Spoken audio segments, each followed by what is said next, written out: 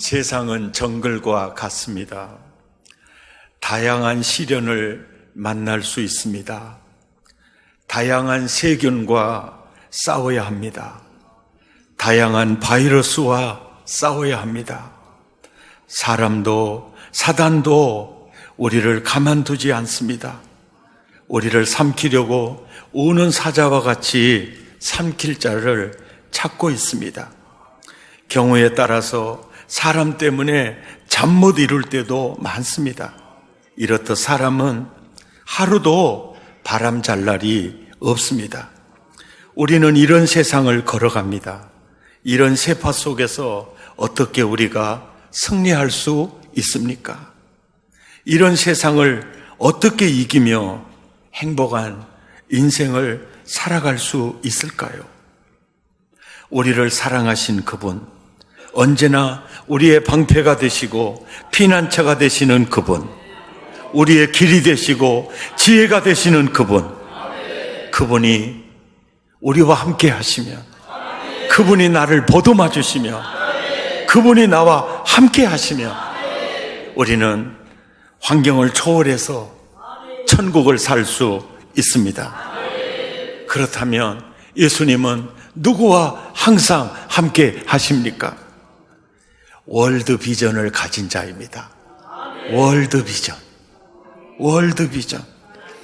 마태복음 28장 19절부터 시작. 그러므로 너희는 가서 모든 민족을 제자로 삼아 아버지와 아들과 성령의 이름으로 세례를 베풀고 내가 너희에게 분부한 모든 것을 가르쳐 지키게 하라.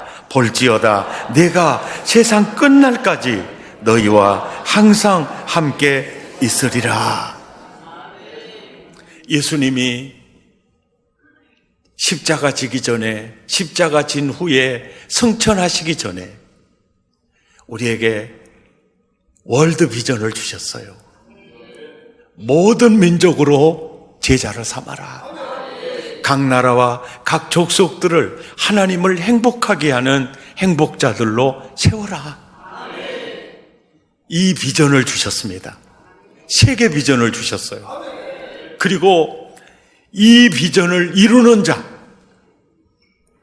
내가 항상 함께 있겠다고 약속하셨어요.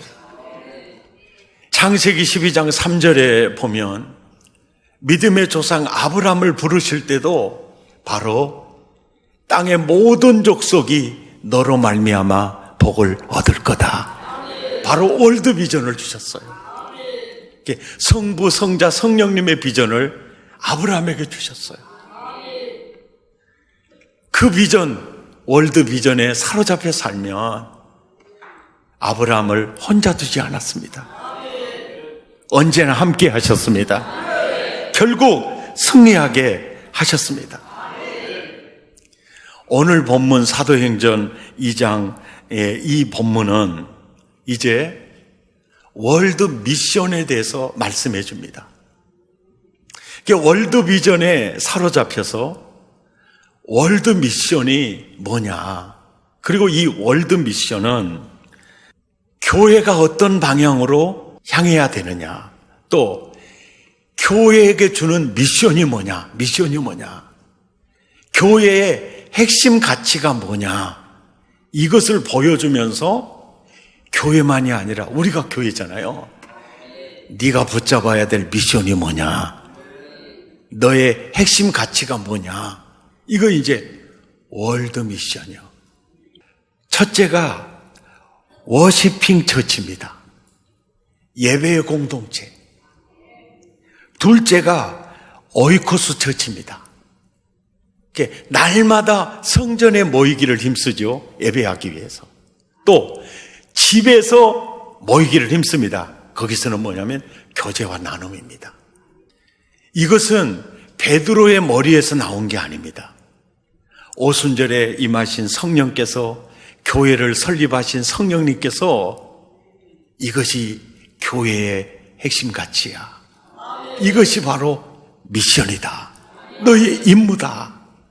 그리고 물건을 이렇게 나눠주잖아요. 자기 재산을 팔아 각 사람의 필요를 따라 나눠주잖아요. 리칭 아웃을 하는 거예요. 리칭 아웃. 그냥 손을 멀리 뻗어서 내게 가진 것으로 구제하고 봉사하고. 아멘이죠. 이게 리칭 아웃 처치가 되어야 한다. 그 다음에 집에 있든지 성전에 있든지 예수는 그리스도라고 가르치기를 쉬지 않잖아요. 이게 라이프 기빙. 이게 생명을 계속 주는 거예요. 예. 생명, 라이프 기빙 처치가 돼야 된다. 그리고 사도의 가르침을 받아. 이게 디사이플링이에요. 이게 제자 훈련, 제자 삼는 디사이플링. 이 내용이 이 세계의 비전에 사로잡힌 자들에게 주시는 미션입니다. 이 5가지 굉장히 중요한 원리입니다. 아멘이죠.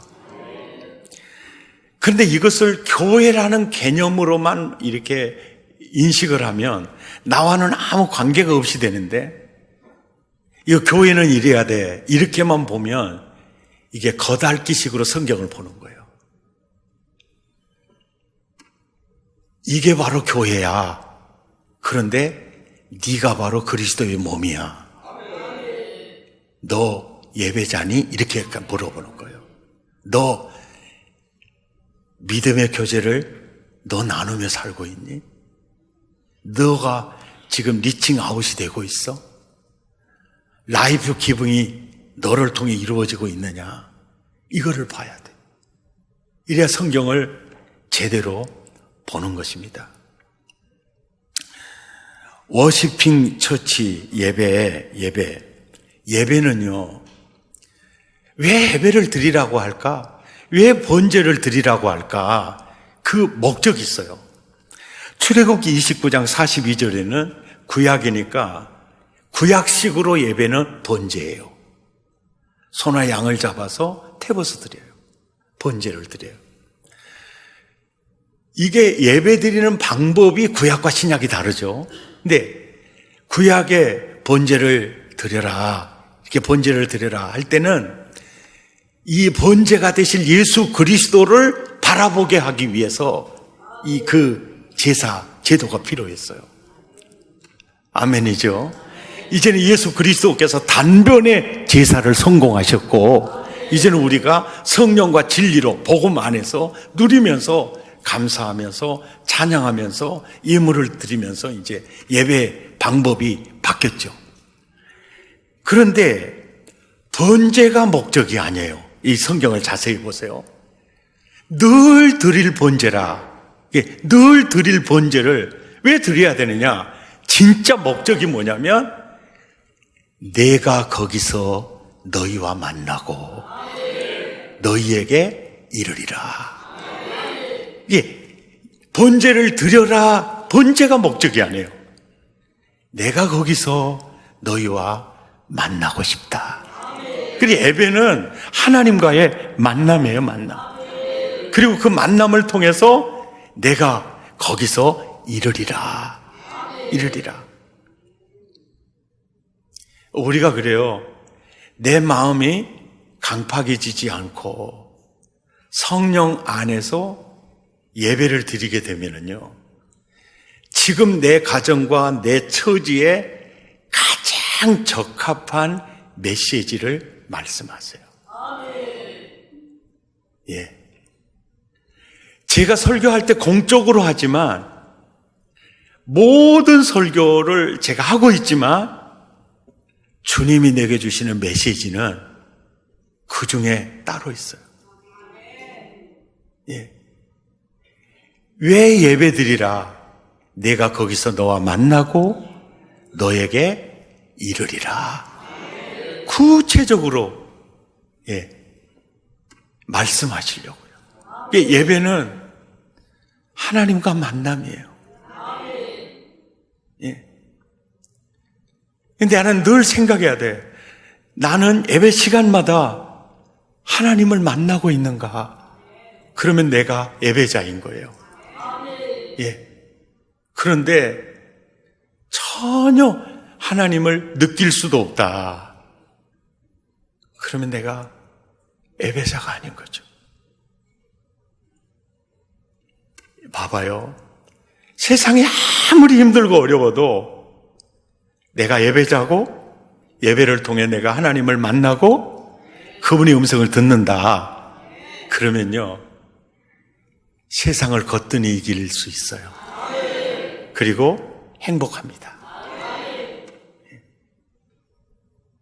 이 행복 원리가 월드 미션이에요. 구약도 번제를 드려라. 목적, 내가 거기서 너와 만나고 싶다. 신약도 마찬가지예요. 요한복음 4장 23절에도 자기에게 이렇게 예배하는 자들을 찾으시느니라. 예, 예배는 하나님과의 만남이에요. 사무엘하 24장 25절에 보면 구약에 제단을 쌓았어요. 신약과 동일합니다. 제단을 쌓았어요. 번제와 화목제물을 드렸습니다. 거기서 기도 응답이 이루어져요. 그리고 예배를 통해서 저주와 재앙이 끊어집니다. 예배가 이렇게 소중해요. 가장 중요한 게 내가 거기서 너와 만나리라. 이게 가장 중요해요. 그리고 내가 너의 기도를 들으리라. 그리고 저주와 재앙을 끊어줘요. 이게 내가 예배가 살아있어야 돼. 아멘. 예배가 살아있어야 돼.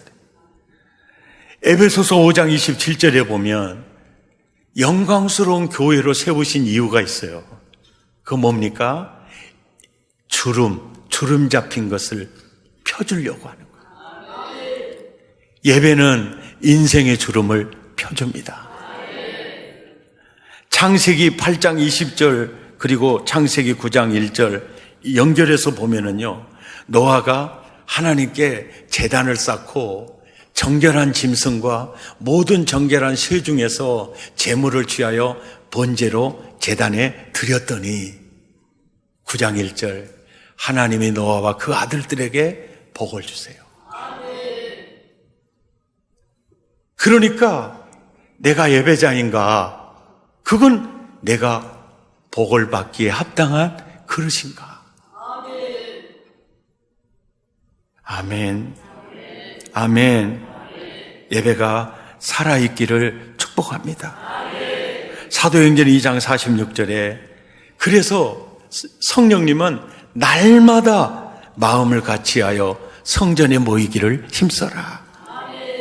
성전에 모이기를 힘쓰라고 말씀하시는 겁니다. 그 다음에 두 번째가 이제 오이코스 처치예요. 오이코스.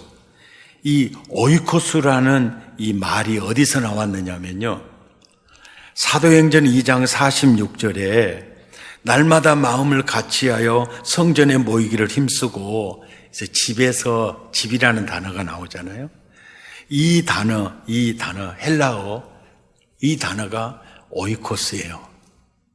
오이코스라는 단어는 집이라는 뜻도 있지만은 가정을 형성하는 모든 사람들, 일종의 패밀리, 가족을 상징해요.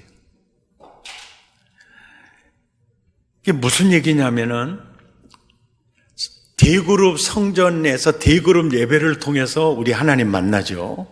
동시에 두 날개요. 집에서 오이코스 처치예요. 이게 바로 셀 사역입니다. 그래서 교회는 대그룹과 소그룹의 아주 건강성이 교회의 건강성으로 갑니다. 성전에서 모일 때는 경배 중심이에요. 그리고 집에서 모일 때는 교제 중심입니다. 사귐과 교제와 나눔 중심이에요. 교제와 나눔 중심입니다. 히브리서 10장 24절에서 25절에 보면 서로 돌아보아라는 말이에요. 서로 돌아보아. D그룹에서는 돌봄이라는 케어가 이루어지기가 어려워요. 그래서 오이코스 처치가 필요해요. 셀이 필요합니다. 그 지체가 필요해요. 서로 돌아보면서 셀 사역에서 제일 중요한 것은 교훈과 책망이라는 단어가 없어요. 권하는 단어는 있습니다. 교훈과 책망이라는 단어가 없어요. 그리고 사랑과 선행을 서로 이게 일방적인 서로 격려하라. 격려하라. 어떤 사람들의 습관과 같이 하지 말고 오직 권하여 그날이 가까움을 볼수록 우리는 모이기를 힘써야 하고 돌아보기를 힘써야 하고 사랑과 선행을 격려하는 것을 힘써야 돼요. 왜 그럴까요? 왜 이렇게 힘써야 될까요?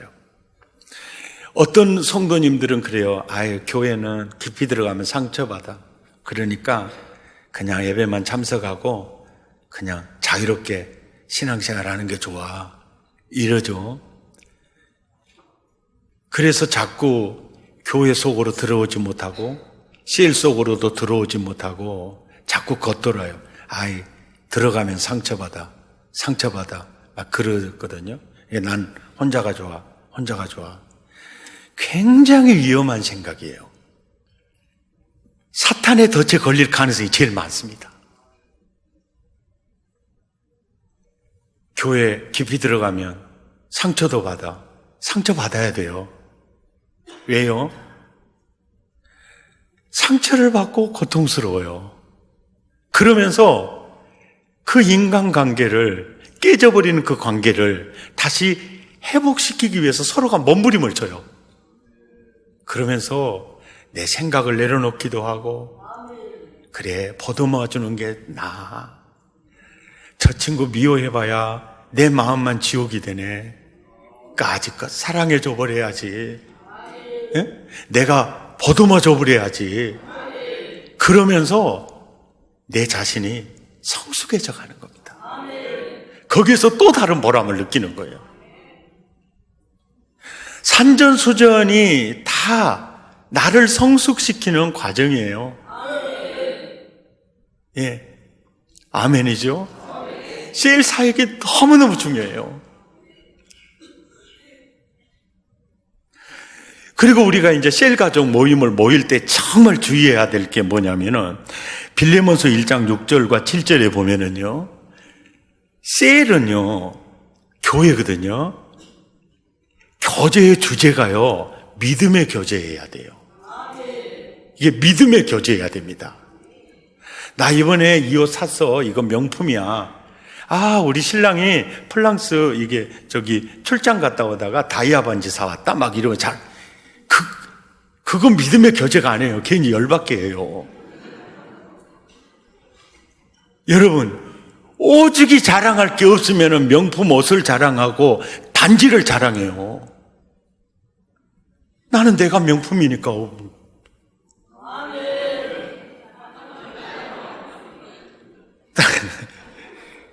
잘난 척 한다고 미워하지는 마세요.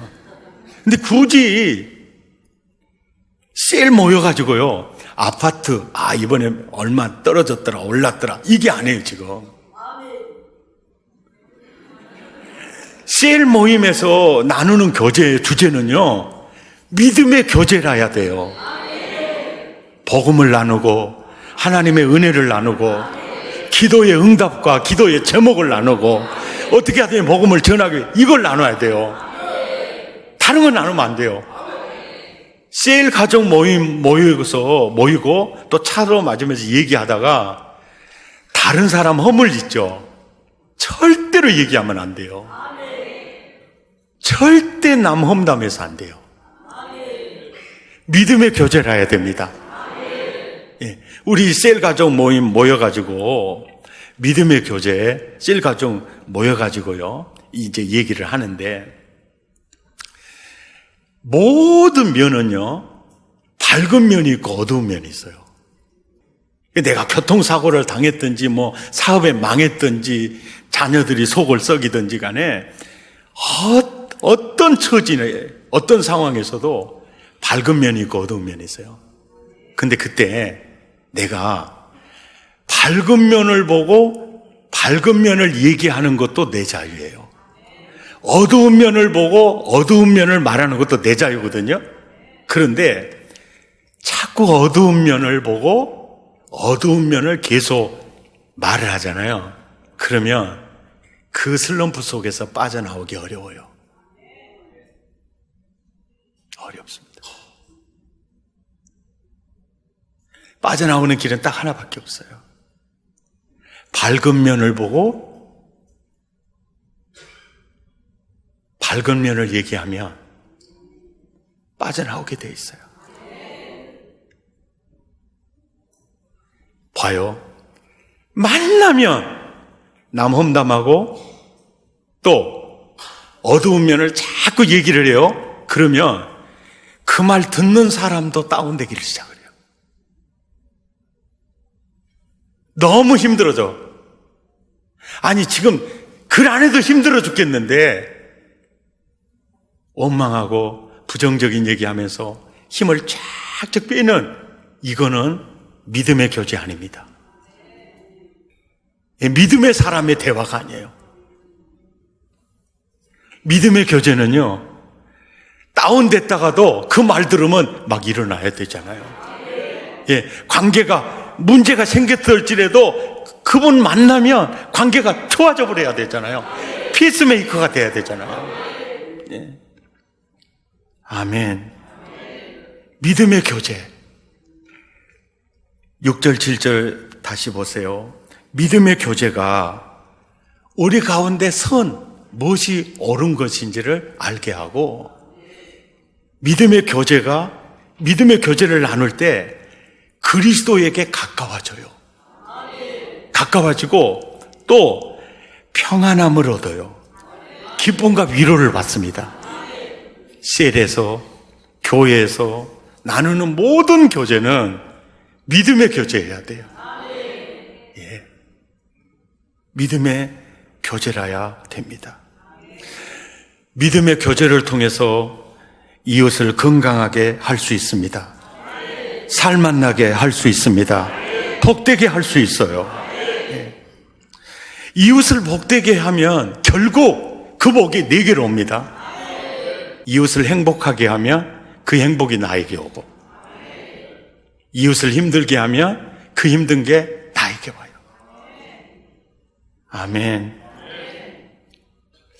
우리는 살맛나게 하는 이런 바이러스를 이렇게 풍겨야지, 예. 우리를 불행하게 하는 불행의 바이러스를 풍기면 안 되겠지요. 이정기 목사님 전하는 말씀 가운데 참 잊혀지지 않은 말이요.